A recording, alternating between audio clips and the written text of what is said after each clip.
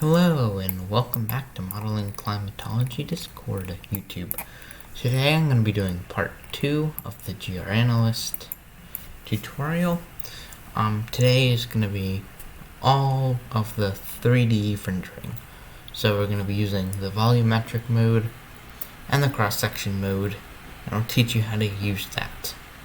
So we're going to start with the volumetric mode, which is the one that looks like I guess an angled Y. Basically, how you use this is you click and then drag. Just note where you click is going to be the center of where you drag from. Okay, so when you do that, let me reset this. It's going to be for you guys. Okay, so when you first open it up, this is what it will look like. Basically from here, you can draw lines using this panel here to see like how much precip is actually in the storm. For example, you can cut off everything until, I don't know, mid-red. Well, hold on. Mid-red, and then you can come from here all the way over. Like that, and then now all you have is this area of red and higher debris value and reflectivity values. Plus, there's also a mode called isosurface. This is a really cool one. So basically, use this thing, and it will tell you like where in the storm that reflectivity is happening. This is really good for finding updraft columns and hail cores. Today we're having a slight outbreak of hail in this section. See, there's some low hanging 60 plus dBz values. Nothing much.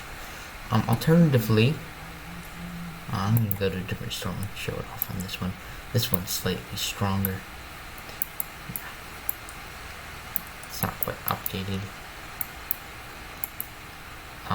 Yeah, and you can also set how long you want it to be. And you can set the background color as well. You can also turn on velocity. This is really, I'm gonna hope that's a false scan. Ooh. Basically,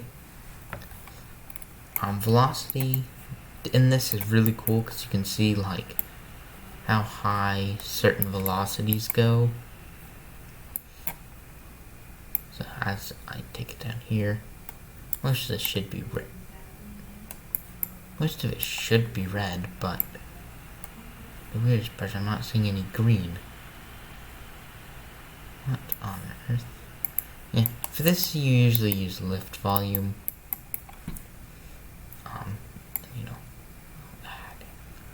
Also try not to click off of it, because then it might do that. It resets you.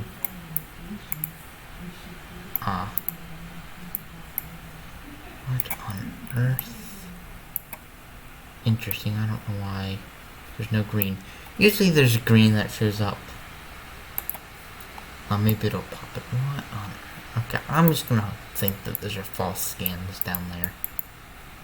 You can also see how high the turbulence goes.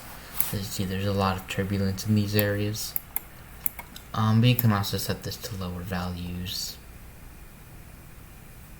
Yeah, I don't usually use this.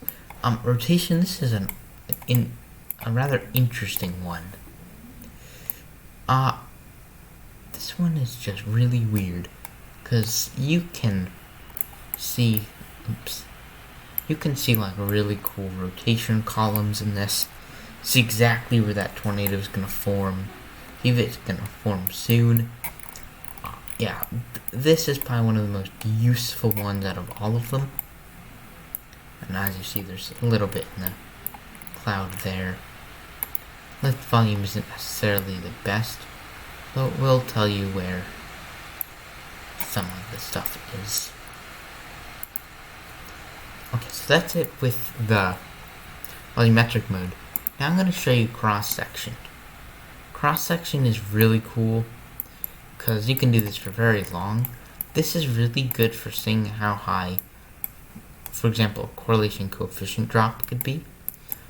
It could be throwing debris up to 30,000 feet in the air, and you can follow the line over here and see where that is, you know, the standard stuff. As you see, there's not much going on. Yeah, but you can also see how high the rain is, or again, velocity. You can also change like the position of it, and like how the angle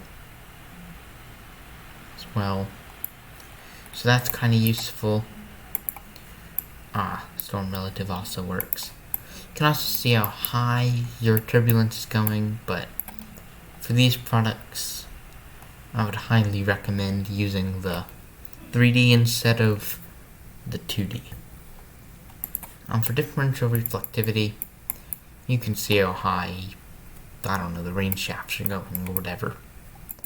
I already mentioned that. Differential phase, again, these two aren't very useful, but you can see how high that stuff is going. Well, I guess KDP can be kind of useful to see how the storm's doing in the upper atmosphere.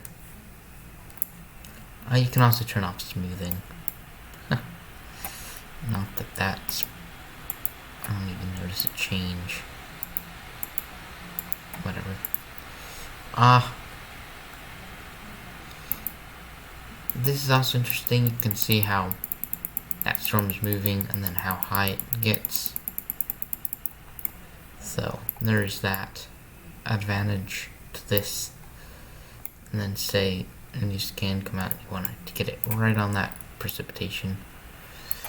You can mess around with the swing and, you know, get it like exact. Boom. So yeah, that's basically the two, the cross-section tool and the volume tool. They, as you see, they are quite useful, but in order to get back to this, you have to click that and make sure it's clicked, otherwise you're going to come back with it. And then you're going to try and move the screen and you're going to create a cross-section. I hate when you do it with with the volumetric, because I try and do that and I get a huge area and I'm like, really? But yeah, make sure it's pressed in. Tomorrow I'm gonna do the final stream, or not stream, but the final video in this series, and that's gonna be going over place files and how to download historical data. So that'll be a rather interesting video. So until next time, guys, stay safe.